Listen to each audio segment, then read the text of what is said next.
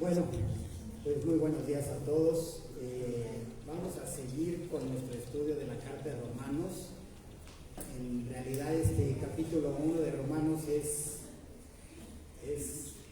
está lleno de enseñanza, de doctrina, de teología, y creo que si lo entendemos vamos a avanzar mucho en el conocimiento de Dios, porque Dios hace lo que hace, en fin.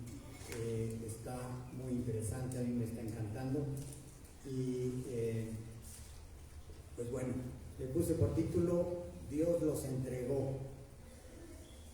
Sigue la espiral descendiente.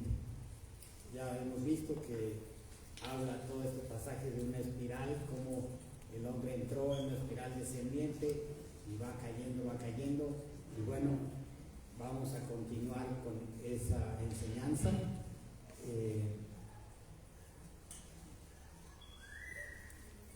Y simplemente vamos a recordar el contexto. Este es un texto largo, pero todo el contexto es importante, entonces voy a leer simplemente algunos versículos para que nos vaya quedando claro todo el contexto.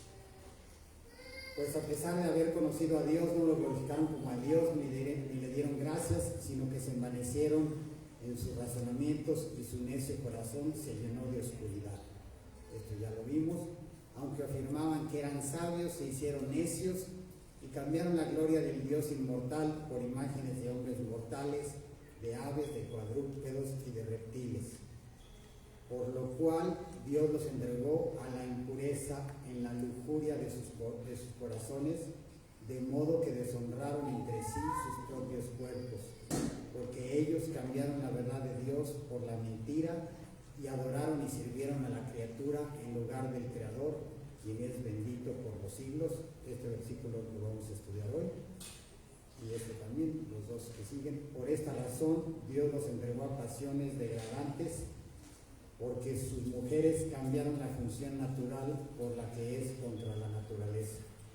De la misma manera también los hombres, abandonando el uso natural de la mujer, se encendieron en su lujuria unos con otros, cometiendo hechos vergonzosos hombres con hombres y recibiendo en sí mismos el castigo correspondiente a su extravío. Bueno, creo que es evidente que el pasaje está fuerte, que está intenso, que estamos hablando de cosas actuales que vemos, y bueno, vamos a entender qué pasó con esto y cómo es que llegamos a esto, ¿sí? Pero retomando un poco lo que veníamos viendo, si se acuerdan, la vez pasada hablamos de la gloria de Dios, ¿sí? Que dice el pasaje, no lo glorificaron como a Dios, sino que se envanecieron en sus propios razonamientos y su necio corazón fue entenebrecido, ¿no?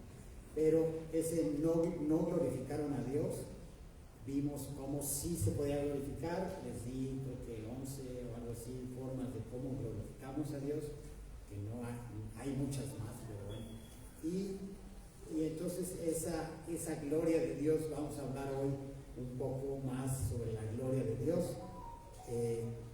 La palabra Shekinah es la que normalmente se usa para esto. Ojo, la palabra Shekinah no aparece en la Biblia, pero el concepto sí se ve claramente.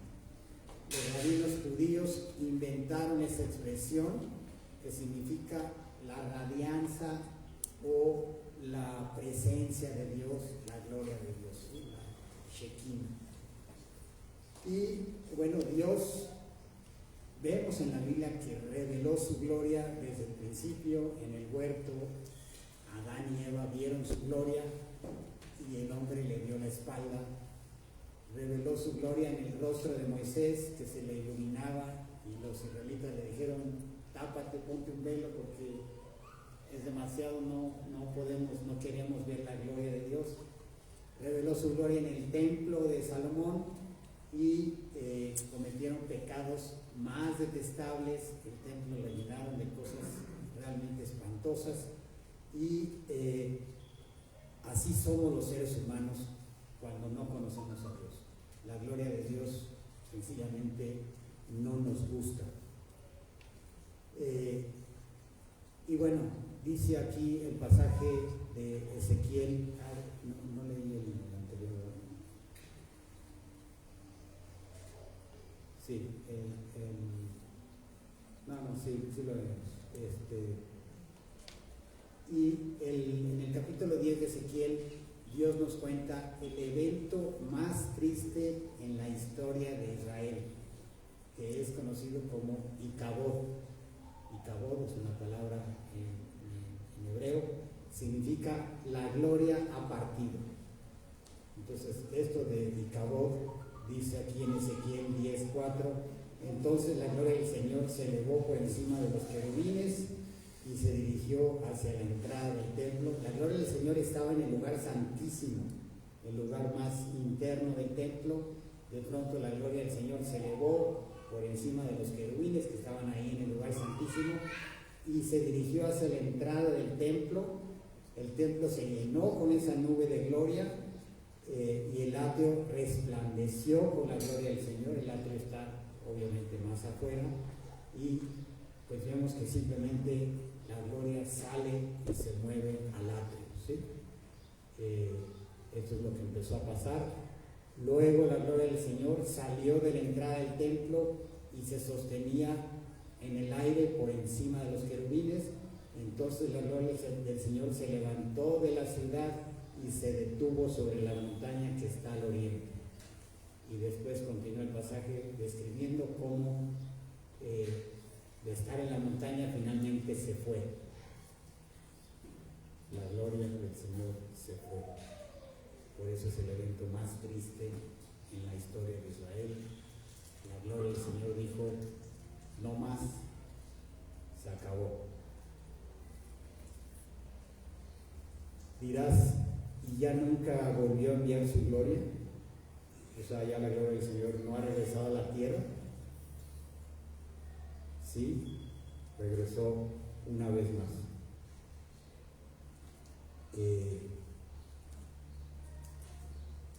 Aquí está. Regresó una vez más, como dice en el Evangelio de Juan, y aquel verbo fue hecho carne. ¿Quién es el verbo o el Logos? Es Cristo, y el Logos fue hecho carne y habitó entre nosotros y vimos su gloria como del unigénito del Padre, lleno de gracia y de verdad. Cristo es la gloria de Dios. Sí regresó la gloria de Dios. Él era la gloria de Dios que vivió en un cuerpo humano, la gloria de Dios otra vez mostrándose al hombre. Jesús demostró su gloria manifestando sus atributos. Él era Dios y al manifestar sus atributos dijimos que eso es esos destellos de la gloria de Dios. Mostró amor, mostró misericordia, bondad, fortaleza, poder, hizo milagros, sabiduría, verdad. Todo eso que nos mostró Jesús, vimos la gloria de Dios. Por eso dice Juan: y vimos la gloria de Dios, la gloria como del unigénito Hijo del Padre. Bueno, Jesús hizo todo eso, nos dejó ver la gloria de Dios. ¿Y qué le hicieron? ¿Qué le hicimos? Lo mataron.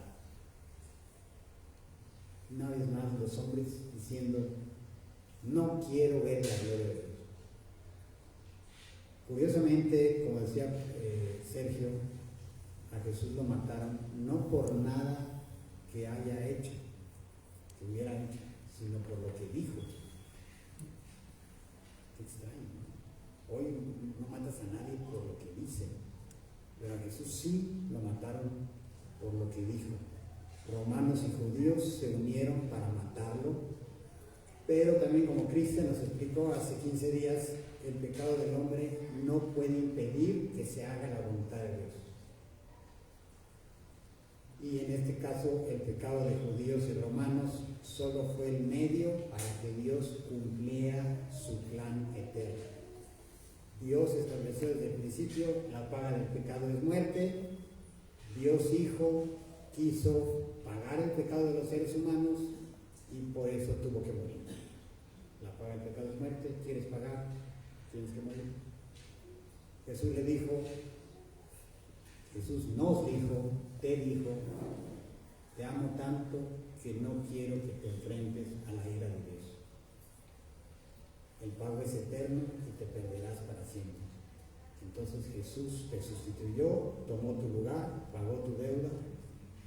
¿Y qué precio podría ponerle Dios Padre a la vida de su Hijo? ¿Qué precio? Es infinito. Yo no vendo la vida de mi Hijo por nada, ni por todo el oro del mundo. Entonces, por eso mejor Dios decidió regalarlo. Mejor Dios lo regaló. Es de valor infinito, pero lo regaló. Y es un regalo que debemos recibir, creer, apropiar y aceptar.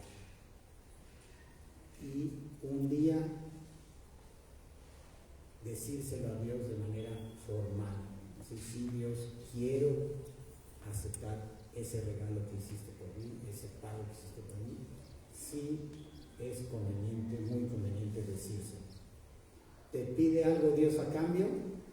Sí te pide algo. Te pide que le creas y que le entregues tu vida. No porque Él necesite tu vida para algo. Él no la necesita para nada. Más bien a ti te estorba y a mí me estorba. Por eso mejor hay que entregarle nuestra vida. A la persona que fuiste hasta el día de hoy, mándala a la cruz, entrégala para que sea sacrificada junto con Cristo y entonces Dios te dé una nueva vida. Y vimos la semana pasada precisamente que este creer en Jesús es prácticamente la primera forma de glorificar a Dios. El Espíritu de Dios entrará a morar en ti y Él hará que vivas una vida completamente nueva. Dios te da el arrepentimiento, Dios te da la fe y a todo esto Dios le llama nuevo nacimiento. Jesús llega a ser tu Señor porque Él te salvó de la ira de Dios y llega a ser tu Salvador porque te salvó, y llega a ser tu Señor porque desde ese momento Él ordena y tú lo obedeces. Él es el Señor y tú eres el siervo. O sea, nos ubicamos bien con respecto a Dios. Bien, entonces, solo como un resumen de lo que hemos estado viendo para que podamos tener todo el hilo de la idea de todo el pasaje. Dice que desde la creación del mundo sus atributos invisibles, su eterno poder y deidad se han visto con toda claridad, siendo entendidas por medio de las cosas hechas, por medio de lo creado, de modo que no tienen excusa. Eso es lo que dice Dios. O sea, desde allá arriba nadie tenemos excusa. Aquí, bueno, excusas sobran, pero arriba Dios dice, no hay excusa, que valga.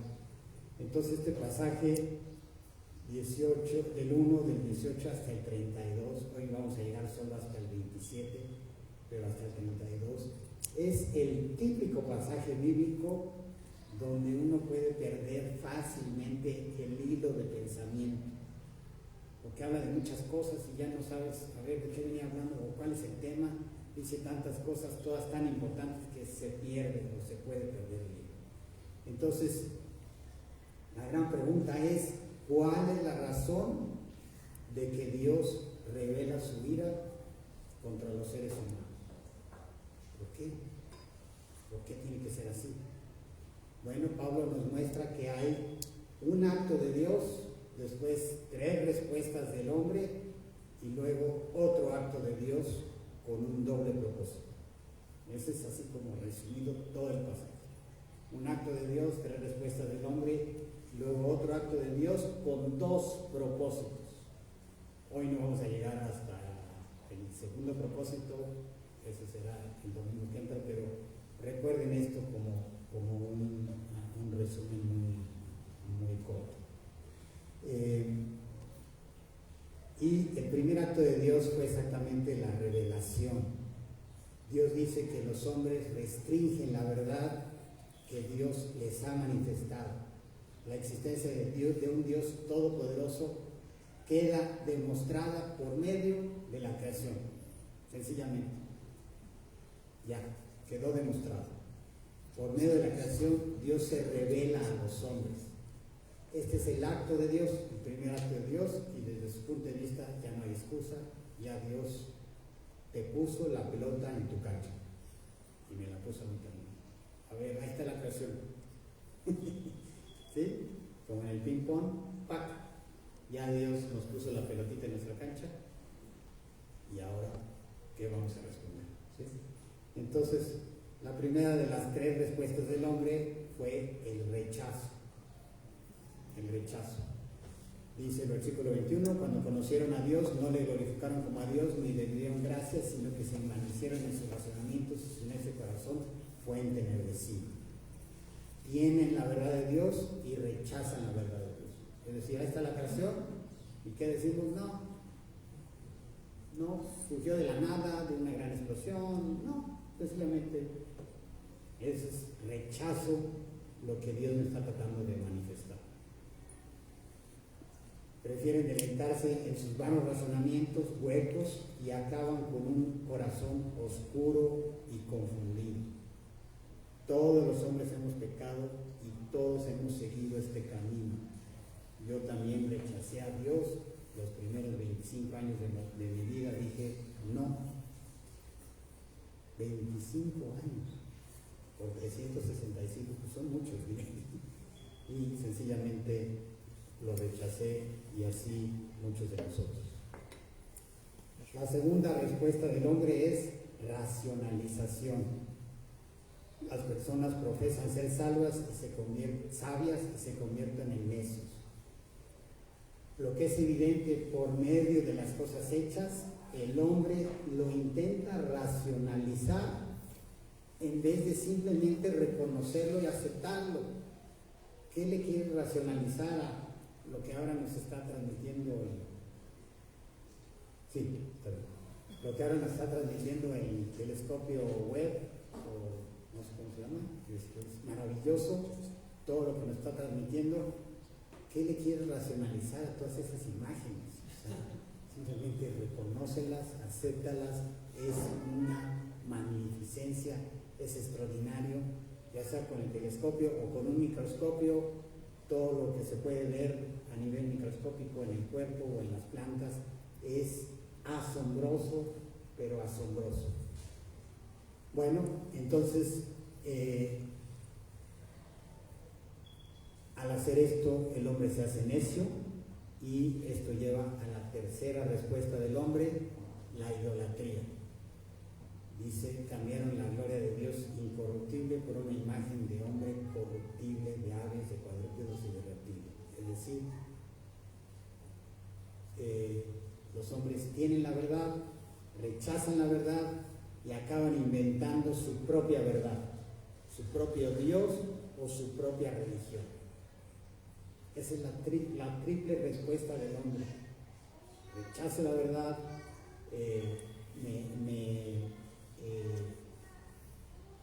racionalizo la verdad y finalmente invento mi propia verdad. Me hago idólatra, me hago religioso. Eso es lo que hemos visto en estos pasajes, y la pregunta es ¿por qué? ¿Por qué hacemos lo que hacemos? ¿Por qué el hombre, y muchos, y yo lo hice también 25 años, ¿por qué hacemos eso? Si es tan evidente, si es tan asombroso, ¿por qué hacemos eso? Bueno, Dios dice, y esta es la condenación, que la luz vino al mundo, pero los hombres amaron más las tinieblas que la luz, porque sus obras eran malas. Porque todo aquel que hace lo malo aborrece la luz y no se acerca a la luz, para que sus obras no sean reprendidas. Entonces no se acerca a la luz y decide inventar su propia luz, su propio camino, su propia forma. Dice, no, yo no, así como dice Dios, no, yo voy a hacer como yo digo, como yo quiero, como yo pienso, y es por acá. Esa es la actitud que tenemos hasta que llega Dios y nos corrige, ¿no? Y dice, para que sus obras no sean reprendidas, para quedar bien, para salir bien librado. Algo tengo que decir, ¿no? Ni modo que no diga nada. Si está semejante pelota en mi cancha, tengo que decir algo y bueno, inventamos muchas cosas. Entonces, hasta ahí llegamos la vez pasada y hoy vamos a ver entonces el segundo acto de Dios, ¿sí? El acto primero, luego las 3 respuestas del hombre y ahora viene otra vez, o sea, Dios nos echó una pelotita, nosotros le mandamos 3 y Dios nos vuelve a regresar una, ¿sí? Este acto de Dios con un doble propósito es la reprobación, la decadencia, la perversión, así se llama la pelota que le regresamos. El versículo 24 nos dice cómo es que el hombre llega a ese nivel y dice, por lo cual Dios los entregó a la impureza en la lujuria de sus corazones, de modo que deshonraron entre sí sus propios cuerpos. Esa es la forma en que contestamos nosotros los seres humanos, y ahí, precisamente ahí, se revela desde el cielo la ira de Dios. Dios los entregó. ¿Sí se acuerdan que empezamos en el 1:18 con y la ira de Dios se revela desde el cielo? ¿Sí? Bueno, ahí está.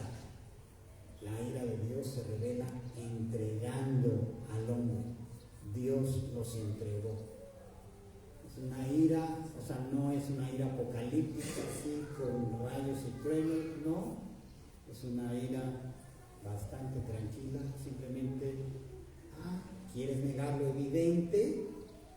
Bueno, te entrego a tu pecado. ¿Quieres? Eso tendrás. Llénate, ándale, llénate de tu pecado, llénate de tus razonamientos, de tus cosas, y que te vaya bien. Dios los entregó. Esta es una frase potente. Es más, este versículo 24, 26 y 28 se repite, y Dios los entregó, y Dios los entregó, y Dios los entregó. Es de dar miedo. Dios nos entregó a nuestra necedad. Entonces la ira de Dios se revela continuamente a medida que Dios entrega al hombre a las consecuencias de su propio rechazo. Nos abandona, nos entrega. Dios no forza a nadie a que lo ame. Pacientemente Dios espera a que nos acerquemos voluntariamente. Nada es a fuerzas. Dios tiene paciencia. Como dicen, tiempo sobra, lo que falta es vida, ¿no? Mucha gente dice que si la humanidad continúa por el camino que va, Dios va a traer un juicio. ¿Saben qué? Aquí estamos viendo que Dios ya está juzgando a la humanidad. Ya estamos siendo juzgados, pues Dios ya nos abandonó a nuestra propia necedad. Dios no necesita, como decía, mandar fuego del cielo ni nada como Sodoma y Gomorra. Simplemente entregarnos a nuestro pecado es una forma de juzgarnos. Es una forma de que empecemos a cosechar el fruto de nuestras decisiones. Cuando dice que Dios los entregó, se refiere en última instancia a que nos entregó al pecado. ¿A qué nos entregó? Pues a nuestro pecado.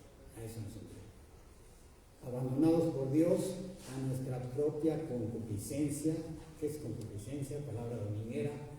Deseos engañosos del corazón. Esa es la concupiscencia. Los deseos engañosos de tu corazón y del mío, esa es nuestra concupiscencia. Y una vez entregados a estos deseos engañosos, no tenemos forma de vencer el pecado. Sencillamente no hay forma. El pecado es el gran enemigo. El pecado destruye relaciones. El pecado arruina el buen nombre de las personas, destruye matrimonios, desintegra familias, corrompe ciudades y países. Tu pecado no solo te molesta a ti, sino a los que te rodean. Y también hace chus. O sea, posiblemente hasta te tenga harto, ya no sabes qué hacer con ese pecado. Te das cuenta, yo por ejemplo, lastimo a Rebe a veces, y yo mismo, o sea, me duele lastimarla, y al mismo tiempo digo, ¿y por qué lo hago? O sea, soy esclavo de eso, estoy harto de eso, y lo vuelvo a hacer. Es impresionante que tenga el pecado esa dinámica de destructiva, ¿sí? No solo a Rebe la tiene harta, sino a mí me tiene harto. Y Rebe me dice, ¿y por qué haces eso? Pues no sé, o sea, porque estoy loco, porque a mí también me tiene desquiciado. ¿Qué estoy haciendo? Como dice Pablo, ¿no? Hago lo que no quiero. Lo que no quiero, eso hago. Ese es asunto destructivo del pecado. Y decir esa frase que Dios nos entregó, créanme, es decir mucho. Es una frase muy, pero muy potente, muy profunda. Que leamos eso, Dios los entregó. En Efesios 2:3 dice, en ese tiempo también todos nosotros vivíamos como ellos, impulsados por nuestros deseos pecaminosos, siguiendo nuestra propia voluntad y nuestros propósitos, como los demás éramos por naturaleza objeto de la ira de Dios. Ese es nuevamente, y eso que está en Efesios, en otra carta distinta, cuando una persona vive guiada por sus deseos pecaminosos, es porque está siendo objeto de la ira de Dios. Es la ira de Dios la que produce todo esto. La ira de Dios se revela desde el cielo, entregando a los hombres a sus propios deseos equivocados. Como les decía, no cae fuego del cielo, ni nada espectacular.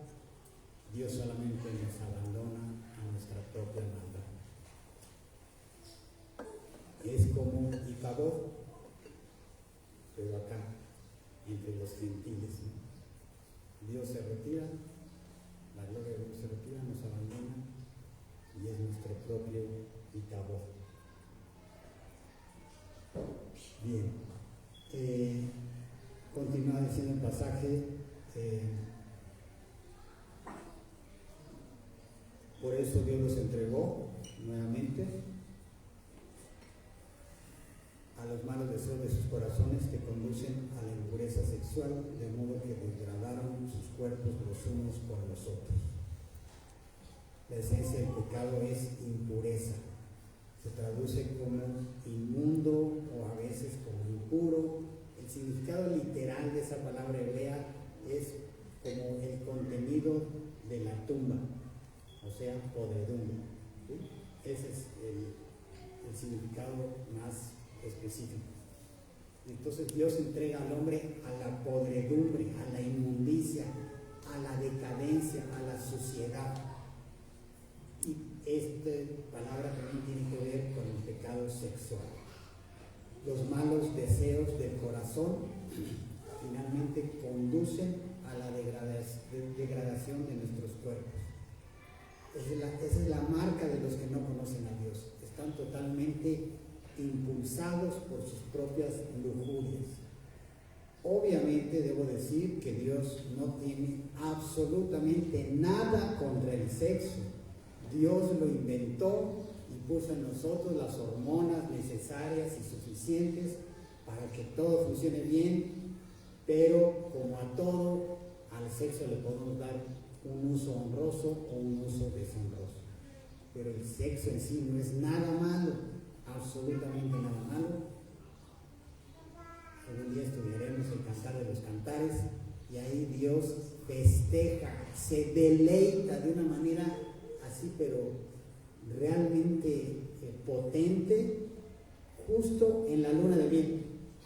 En la luna de miel, wow, o sea, Dios interrumpe ahí la narración y dice unas palabras maravillosas de deleite, de gozo, porque ve a los dos esposos haciendo el amor. Entonces Dios no tiene nada contra el sexo, ¿sí? Eso debe de quedar claro. Y termina diciendo que degradaron sus cuerpos los unos con los otros, degradar, deshonrar, tratar vergonzosamente. No tenemos en realidad un buen sentido de la gloria del hombre creado a imagen y semejanza de Dios. Nos entretiene ver en la televisión el abuso verbal, sexual o criminal, se nos hace entretenido. Así estamos, así somos hijos de este siglo y así estamos prácticamente todos. ¿Y por qué pasa esto? Bueno, Jesús lo dijo, porque del corazón salen los malos pensamientos, los homicidios, los adulterios, la inmoralidad sexual, los robos, los falsos testimonios y las calumnias. Eso sale del corazón y por eso es el lugar más sucio que hay en el universo, el corazón humano no redimido. Y Dios te entrega a los deseos de ese corazón pervertido, perverso, engañoso, y todo esto lo hace Dios sin violar tu libertad y sin violar tu responsabilidad. O sea, no le pueden decir, ay Dios, entonces tú tienes la culpa porque tú me entregaste. No, Dios no tiene la culpa de nada. Dios solamente se retira y tú solito te revuelcas y me revuelco. Entonces, por eso precisamente la solución de Dios implica un corazón nuevo y un espíritu nuevo, dice, y pondré espíritu nuevo dentro de ustedes, precisamente por todo esto. ¿Sí? Continúa diciendo en el 25, porque ellos cambiaron la verdad de Dios por la mentira y adoraron y sirvieron a la criatura en lugar del Creador, quien es bendito por los siglos. Amén. Entonces, porque el hombre abandonó a Dios, Dios abandonó al hombre. ¿Es el ping-pong? Bueno, nosotros contestamos, no te quiero ver, pues Dios nos contestó, está bien, hágase tu voluntad, no nos vamos a ver. ¿Por qué los entregó Dios? Porque ellos cambiaron la verdad de Dios por la mentira. Por eso nos entregó Dios. Y la expresión aquí denota asombro. Asombro. Es como decir, ¿podrías creer esto? En realidad cambiaron la verdad de Dios por la mentira. O sea, como que es asombroso, pero así es. Tenían la verdad de Dios escrita en sus conciencias, visible a su alrededor en la creación, y no la quisieron, la cambiaron por la mentira. Eso significa que cambiaron al Dios verdadero por dioses falsos, o significa que cambiaron la verdad de Dios, es decir, Dios existe, por la mentira. Dios no existe. Así de fácil. Hay gente que dice, mira, la Biblia, con tantas páginas, todo lo que quieras, pues completita va a la basura, porque Dios no existe. Entonces, con una afirmación se deshacen de Dios así, tan fácil. Bueno, eso es cambiar la verdad de Dios por la mentira. De cualquier forma, hagas lo que hagas, te quedas adorando a la criatura en vez de al Creador. Cambias la verdad de Dios por la mentira que más te convenga. Y aquí este pasaje nos puede traer mucha luz. Desde el principio el diablo ha sido un asesino, estas son palabras de Jesús, y no se mantiene en la verdad porque no hay verdad en él. Él es mentiroso por naturaleza y por eso miente. Él es el padre de la mentira. Pero a mí, que les digo la verdad, no me creen. ¿Por qué no me creen? El que es de Dios, el que es de Dios escucha lo que Dios dice, pero ustedes no escuchan porque no son de Dios. Cuando dice, ¿quién de ustedes me puede probar qué pecado? Es como decir, ¿quién de ustedes me puede probar que he mentido? Es lo que está diciendo Jesús. ¿Quién me puede probar que he mentido? Y si no he mentido, ¿por qué no me creen? Pues el argumento es fuertísimo. El que miente es el diablo, Jesús no miente. Esto es muy potente. Entonces tenemos que estar conscientes de que cuando rechazamos a Jesús, quedamos en manos del padre de la mentira. ¿No lo ves? Ni yo lo veo, nadie lo ve, pero precisamente ahí está. Es el príncipe de este mundo, el padre de mentira, y que engaña a todos los hombres. Cuando habla mentira, de suyo habla, es su esencia, mentir. Cuidado, no creas que son mentiritas blancas o piadosas, son mentiras con todo el veneno. Y el 26 dice, nuevamente, por esta razón Dios los entregó a pasiones degradantes, porque sus mujeres cambiaron la función natural por la que es contra la naturaleza. Pasiones de deshonra, pasiones vergonzosas. Pablo quiere mostrarnos lo pecador que es el ser humano y escoge una de las pasiones pues, realmente feas, que es la homosexualidad. Dice John MacArthur, no es una perversión, o sea, no es que vas por lo correcto es esto y tú te perviertes. Dice John MacArthur, es una inversión. O sea, lo correcto es para allá y te vas en sentido contrario, es una inversión. Creo que tiene mucho de cierto esta reflexión de John MacArthur. Pablo menciona en primer lugar a las mujeres. Según las estadísticas recientes, el 13% de los hombres son homosexuales y solo el 5% de las mujeres son lesbianas. Entonces parece haber más resistencia por parte de las mujeres. Pablo dice, hasta sus mujeres, o sea, la palabra hasta es una palabra de asombro, hasta sus mujeres. Las mujeres normalmente son las últimas en ser afectadas por el declive moral. Y cuando dice que cambiaron las relaciones naturales, Pablo usa la palabra coito, o sea, en griego es cambiaron el coito, ¿sí? O sea, lo cambiaron, lo que era natural, lo cambiaron. Acá en México somos chistosos para todo, ¿no? Y decimos, si el sexo es puro, no importa si el amor es puro, no importa el sexo. Bueno, Dios dice que es vergonzoso y que va contra la naturaleza. Si quieres, básate en los refranes mexicanos o mejor en la palabra de Dios. Y luego el versículo 17 dice, asimismo los hombres dejaron las relaciones naturales con la mujer y se encendieron en pasiones lujuriosas los unos con los otros. Hombres con hombres cometieron actos indecentes o vergonzosos, dicen otras traducciones, y en sí mismos recibieron el castigo que merecía su perversión. El deseo sexual en los hombres es más fuerte que en las mujeres. Esa es la forma como Dios lo planeó, por la misma fisiología, pero igualmente los hombres dejaron el uso natural de la mujer. En griego, esto es muy interesante, Pablo no usa el término hombres y mujeres, como está ahí, sino los términos biológicos, macho y hembra. ¿Sí? Qué curioso. Dice que esto es una corrupción de la biología, el sexo pervertido a nivel biológico. Machos dejando el uso normal de las hembras y las hembras abandonando el uso normal de los machos. O sea, Pablo sí lo recalca muy fuerte en el original.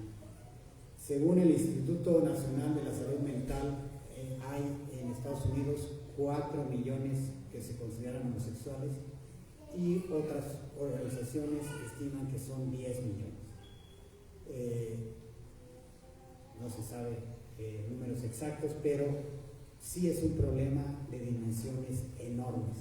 Sí es cierto, a lo mejor no tan grandes como algunos pensaban, o no tan chicas como tú pensabas, pero sí es un problema grande.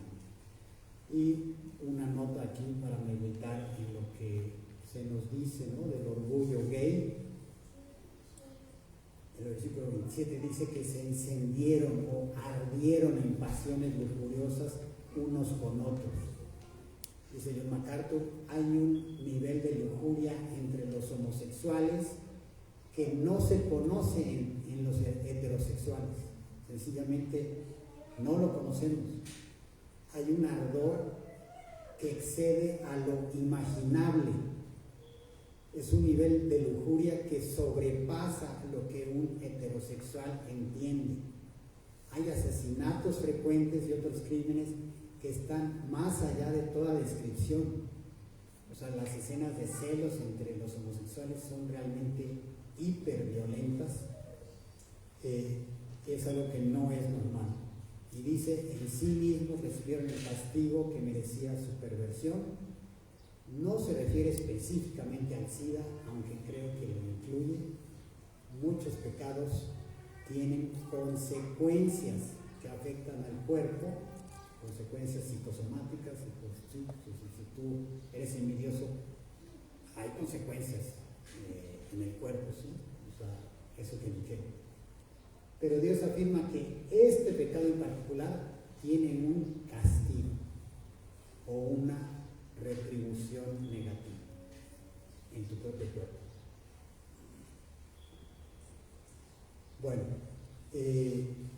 un estudio de la Organización Mundial de la Salud en Holanda concluyó que las personas que tienen relaciones con personas de su mismo sexo tienen un riesgo mayor de desórdenes psiquiátricos. Pues esto está estudiadísimo, ¿sí? Los hombres que tienen relaciones sexuales con los hombres, ahí es el resumen, corren el riesgo de contraer enfermedades de transmisión sexual como gonorrea, clamidia, sífilis, piojos públicos o ladillas, VIH, hepatitis A, B o C, virus del papiloma humano. También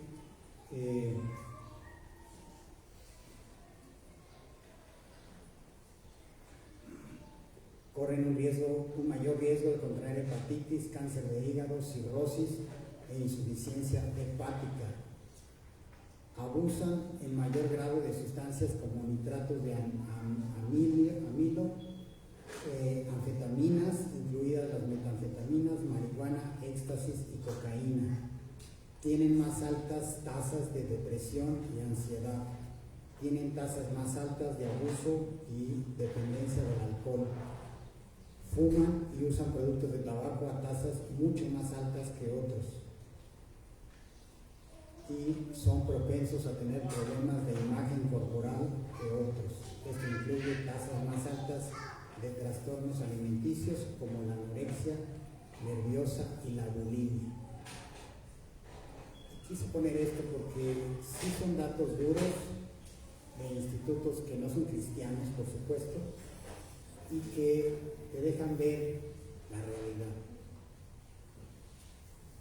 Lo que no te dicen en las manifestaciones del orgullo gay son cosas reales. Lo mismo con las mujeres que tienen sexo con mujeres, es lo mismo, pero además tienen un mayor riesgo de cáncer de mama, tienen un mayor riesgo de ciertos tipos de cánceres ginecológicos y tienen más probabilidades de ser obesas. Entonces son todas esas realidades. Y aquí un resumen de algunos comportamientos o conductas. Intento de suicidio es el doble en las lesbianas y 6 veces más en los homosexuales. No son estadísticas cristianas. Probabilidad de usar drogas inyectables 9 veces más. Probabilidad de ser víctima de crimen violento 4 veces más. Riesgo de desorden psiquiátrico es mayor ¿Y qué porcentaje ha tenido más de 50 parejas en su vida? 38% de los homosexuales tienen más de 50 parejas en su vida y 8% de los bisexuales.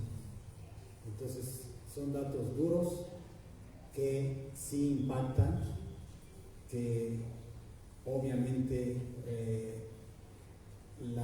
los medios no te dicen, al contrario, te dicen cosas muy diferentes. Los homosexuales no son dañinos para la sociedad, solo son diferentes, pero no pasa nada.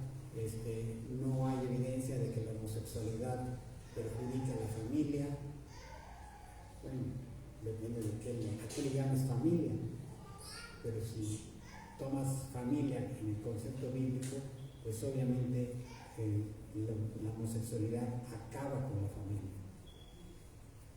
Y yo solo estoy aquí para asegurarles que la Biblia dice que es anormal, que no es natural. Es una manifestación de la decadencia del hombre. Es un pecado, es una inversión a lo diseñado por Dios. Literalmente destruye a los involucrados en esas acciones.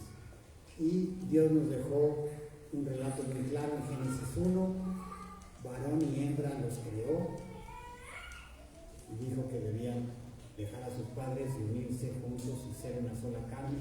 Y ya, eso es todo, así de fácil. Hombre y mujer, no hay un tercer tipo, solo hay hombre o mujer, así lo creó Dios, y eso es lo que Dios dejó. Dios literalmente destruyó una civilización entera, Sodoma y Gomorra, por la homosexualidad. Y aún antes de la destrucción, primero los cegó, y aún a ciegas seguían así con afán inmenso y pasión, tocando y queriendo entrar a conocer a los mensajeros de Dios en la casa de Lot. Es una escena así patética, enceguecidos, pero seguían queriendo entrar. Es una lujuria realmente desbordante. Bueno, le llaman preferencia sexual o estilo de vida, Dios le llama pecado. Algunos deciden ser así, otros sufren abuso, pero pueden luchar o están luchando. Como pastor, he conocido a 2 personas con este problema, 2 cristianos, 2 creyentes. Los 2 sufrieron abuso en su niñez por un pariente, los 2 por un pariente, y luchaban contra esta tendencia. Ninguno de los 2 estaba orgulloso de ser así, en absoluto. Y verdaderamente, como hermanos en Cristo, yo les digo, debemos ayudarlos en todo lo que podamos. Ellos están en una lucha bestial en su mente, en su cuerpo, en sus emociones. Están sufriendo. Ayudémoslos como nos gustaría que nos ayudaran en nuestras debilidades. Y no lleguemos a darles de bibliazos. ¡Pecador! ¡Sácate! No. Hay que amarlos. Hay que amarlos. Porque es un pecado. Como el pecado de la ira, como el pecado de la mentira, de lo que quieras. Es un pecado. Y la medicina es arrepentimiento. Sí es un pecado más difícil y sí, no te voy a decir que no, pero es un pecado y sí hay testimonios de victoria, lo vamos a hablar la próxima vez. Entonces, vamos a orar. Dios, te damos muchísimas gracias por tu palabra, gracias por la claridad y pues realmente nos da temor, Dios, nos da temor escuchar todo esto, cómo nos entregas a nuestro pecado. Ayúdanos, Dios, a ser libres del pecado. Jesús vino para eso y no tenemos pues que ser esclavos. más del pecado. Como creyentes podemos tener victoria y para eso fue tu muerte. No tiene sentido que sigamos esclavizados. Ayúdanos, Dios, perdónanos, límpianos y danos amor por otras personas que aún no te conocen y que sufren la misma esclavitud que nosotros sufrimos antes y que aún ahora sufrimos en algunos aspectos. Te pedimos, Dios, que seamos semejantes, que seamos prójimos y que amemos al prójimo. Te lo pedimos todo en el nombre de nuestro Señor Jesús. Amén.